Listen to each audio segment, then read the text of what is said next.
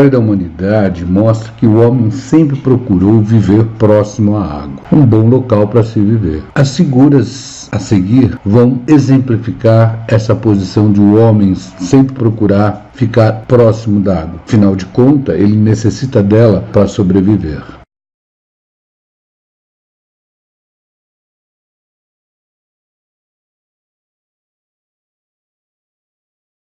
Uma vivência nem sempre sustentável. O que deve ficar claro é que vivemos no entorno ou sobre a bacia hidrográfica. São as chamadas bacias urbanas ou rurais, onde o ciclo hidrológico, tão necessário para sua existência, pode causar problemas. Aqui nós temos o gráfico que nos mostra a vazão em função do tempo. E podemos observar que o tempo de concentração, ou seja, o pico da precipitação na região urbana é muito menor do que na floresta. E este tempo de concentração sendo menor vai nos propiciar uma maior probabilidade de enchentes. Portanto, devemos nos preocupar, já que os nossos projetos podem impactar o local onde vivemos. Projetos como este.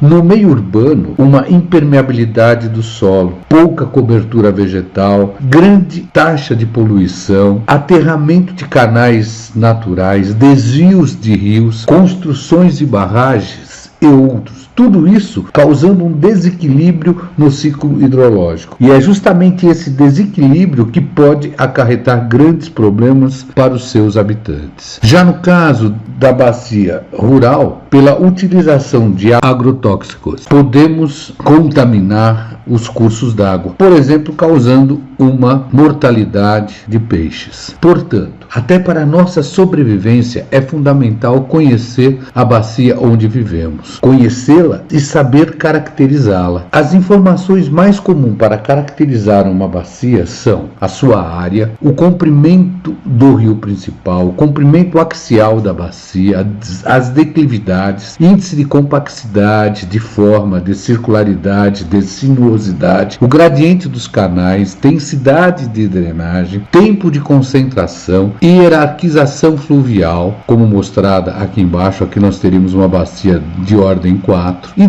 dados sobre o seu relevo. As informações que nós vamos precisar para determinação dessas grandezas fisiográficas podem ser obtidas através de imagens de satélites, através de mapas topográficos, enfim, através de dados geomorfológicos. O nosso estudo tem como objetivo central criar a conscientização da importância da bacia hidrográfica e que, conhecendo as suas características, conhecemos o seu funcionamento e as consequências que podem ocorrer se essas características forem modificadas de forma irresponsável e sem planejamento. Além de conhecer as características mencionadas anteriormente, devemos conhecer as leis que regem a água e a sua utilização. Lei Federal como a 9.433, a 10.287 de 2001, a 12.305 de 2010. Além delas, devemos também conhecer as resoluções do CONAMA,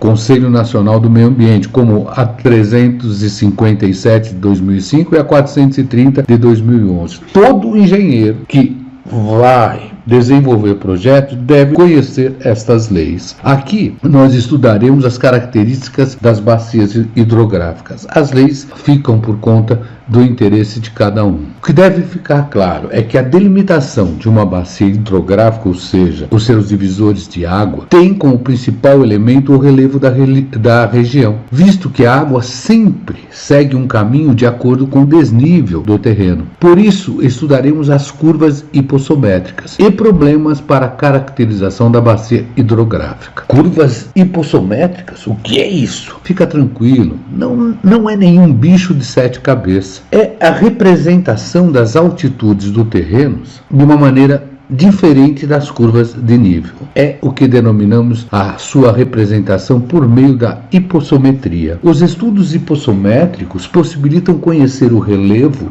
de uma região de uma forma mais aprofundada e também conhecer os fenômenos que processam em sua superfície. Então, trata-se de uma medição de altitudes. É isso mesmo? Eu meço essas altitudes e depois vou representá-la em uma planta topográfica? É isso? Isso mesmo. No método hipossométrico, as altitudes de uma região são representadas por diferentes cores. São chamadas cores hipossométricas. E estas cores não são aleatórias. O marrom ou o alaranjado mais escuro representa as maiores altitudes, como montanhas, serras, cordilheiras, chapadas, cuja tonalidade vai clareando conforme diminuem essas altitudes. Já o amarelo representa a média altitude, geralmente os planaltos. O verde, as baixas altitudes, ou seja, as planícies. As águas de rios, lagos e oceanos são representadas pelo azul. E quanto mais intenso, quanto mais forte for esse azul, com maior profundidade serão esses rios, lagos ou mesmo os mares. Exemplo. Aqui nós temos o verde, de 0 a 250 metros, o marrom escuro acima de 5.000 metros. E não podemos esquecer que existem também as curvas hipossométricas. As curvas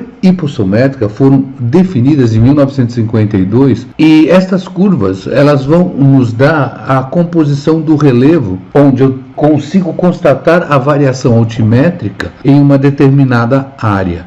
Portanto, a curva hipossométrica indica a porcentagem das superfícies da bacia estudada que ficam acima de uma determinada cota. Além disso, elas podem me indicar se a bacia é jovem, onde eu tenho um grande potencial erosivo, é equilibrada, ela é uma bacia madura, ou ela já é uma bacia velha, sedimentária, em função do tipo de curva. Por exemplo, aqui nós temos a nova curva A, a equilibrada, que é a madura B, e a velha C. A curva, então, hipossométrica, ela vai me definir a representação gráfica do relevo médio da bacia em questão. Através dela, nós podemos calcular a altitude média, que vamos representar por Z índice M. Essa altitude média será obtida da seguinte forma. Eu divido a curva em áreas e calculo a altitude média como sendo a somatória da altitude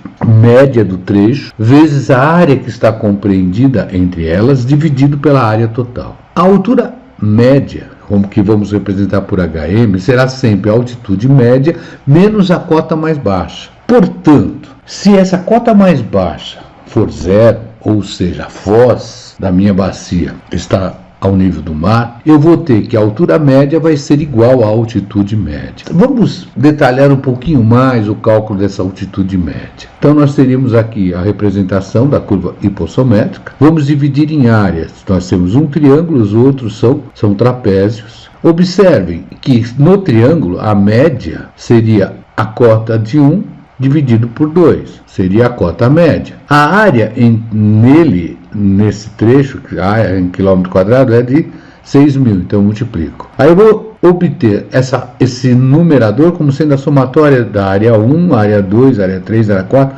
ou seja, até a área 8. E vou dividir pela área total. No caso desse exemplo, até pela configuração dada, eu posso falar que trata-se de uma bacia velha ou sedimentária. E aqui nós temos, dividimos a curva em triângulo e trapézio, então teria área 1 mais área 2 mais área 3, dividido pela área total. E observem, por que isso? Olha, base maior mais base menor sobre 2. Base maior mais base menor sobre 2 é a cota média da figura que eu estou considerando. Vezes o H, só que o H aqui no caso, que está na abscissa, representa, na verdade, a área que eu tenho compreendida entre a base maior e a base menor. Daí a nossa expressãozinha dada para o cálculo da altitude média. Outra possibilidade para resolver esse tipo de problema é construindo a tabela a seguir. Nós temos a cota montante, vamos chamar de A, a cota jusante B.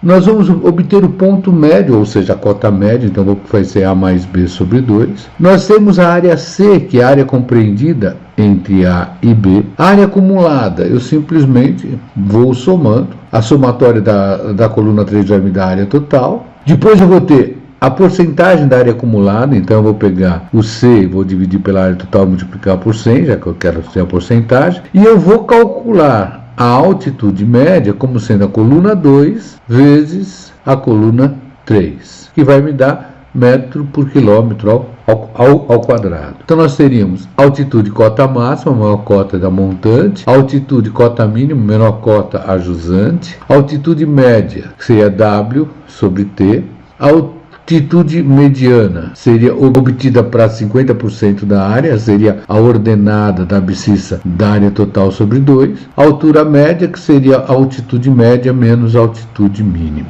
Vamos reforçar um pouquinho, olha. O cálculo da altitude mediana. Eu tenho aqui o gráfico, eu vou marcar a 50% da área, essa vai ser a minha cota mediana. Aí eu vou interpolar, olha, eu conheço a área 1 para a cota Z1, a área 2 para a cota Z2. E aí é só fazer o cálculo por interpolação. Cota mediana menos E2 está para Z1 menos E2, assim como a área total sobre 2 menos A2 está para A1 menos A2. Aí eu calculo a cota mediana. Eu desenvolvi aqui uma expressão, mas não tinha necessidade, né? Eu faço uma interpolação para calcular essa cota, já que eu parto de duas conhecidas. Preciso fazer exercício. É isso que nós vamos fazer a partir de agora. Através desses exercícios, nós vamos aprender fazendo. Atividade 19.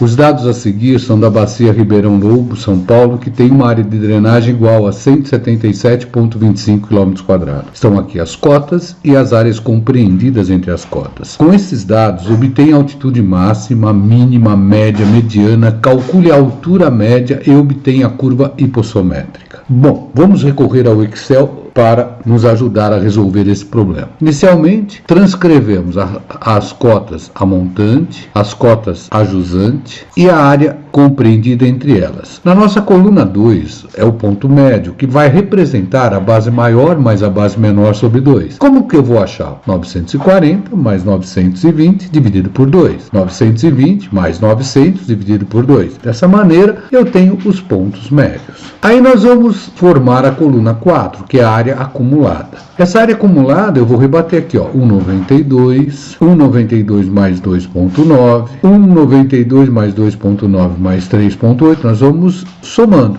Claro que na nossa penúltima linha vai nos dar 177,25. E para que eu quero essa coluna 4? Para fazer a representação da curva hipossométrica, onde nós vamos ter na ordenada as cotas a montante e na abscissa a área acumulada. Então, nós vamos formar essa área acumulada. Coluna 5, nós vamos obter a porcentagem dessa área acumulada. Para quê também? Novamente para a curva hipossométrica. Por quê? Porque eu vou colocar na ordenada a cota montante e na abscissa agora a porcentagem da área acumulada. E como que eu vou obtê-la? Eu vou pegar 1,92, vou dividir pela área total e vou multiplicar por 100. Vou pegar 4,82 dividido pela área total e vou multiplicar por 100. Então eu pego o valor da coluna 4, divido pela área total e multiplico por 100. Dessa forma eu tenho a área acumulada. Agora falta a coluna 6. Essa coluna 6, ela vai me representar cada linha o produto da cota média pela área compreendida entre as duas cotas consideradas. Ou, em outras palavras, vai me representar a área do trapézio considerado. Cota média seria base maior mais base menor sobre 2. Área entre elas, 1,92. Aí eu vou pegar esse total e somar. Eu tenho aqui. A partir daí, eu tenho altitude máxima, é a nossa cota máxima. A nossa altitude mínima é a nossa cota mínima. Pegamos esse total da coluna 6 e dividimos por esse total da coluna 3, ou seja, a somatória dos produtos da cota média pela área compreendida entre as cotas, dividido pela área total. Isto vai nos dar a nossa cota média, que no nosso caso vai nos dar 770,3 metros. Por outro lado, para definirmos a cota mediana, temos que lembrar que ela é lida para 50% da área total, ou seja, eu peguei a área total e vou dividir por 2, que me deu 88,5 63,625. Ora, se eu procurar isto na minha área acumulada, eu estou vendo que ele está entre 63,69 e 93,96. Então eu teria aqui esse valor. Dessa forma, eu teria a cota montante 800, a cota jusante 780, a cota a montante 780 e 760. Ele estaria compreendido nessa faixa. Voltando então, nós temos já a altitude máxima, que é a nossa cota máxima, a altitude mínima, que é a nossa cota mínima, e já calculamos a altitude média, lembra? Total da coluna 6 dividido pelo total da coluna 3, ou seja, somatória das cotas médias vezes a área compreendida entre as cotas, dividido pela área total. Para facilitar, vamos começar pela altura média. A altura média, na verdade, é a nossa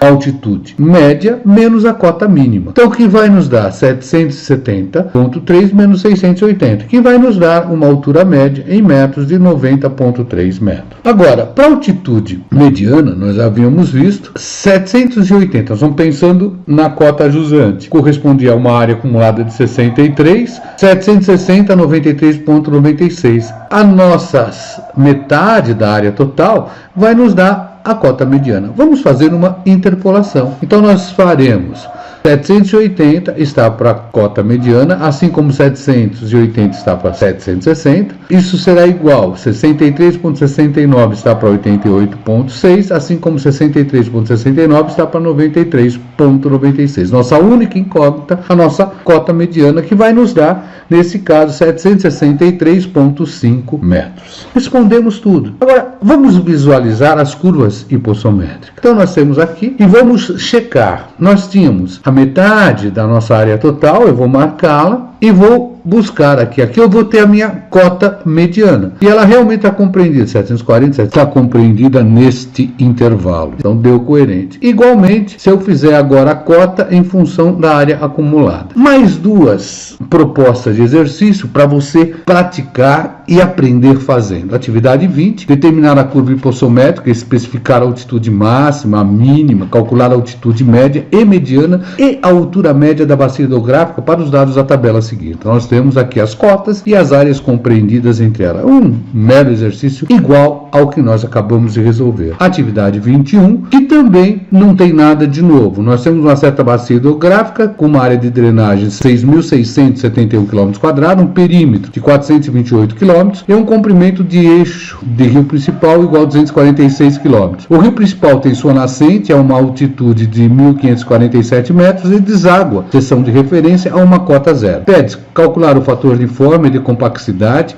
e comentar os seus resultados. Construa a curva hipossométrica e calcule a altitude média, mediana e a sua altura média. Além disso, especifique a altura máxima e a altitude mínima. Calcular a densidade de drenagem e classificar a bacia em relação do seu valor. Então aqui os dados e lembre-se, é fundamental que você pratique. Aí você vai criar confiança e vai aumentar a sua inteligência. Qualquer dúvida, entre em contato. raimundo.ignacio@escoladavida.eng.br. Não esqueça de clicar no joinha e no sininho e se inscrever no canal. Assim você me ajuda a dar continuidade a esse projeto. Até breve.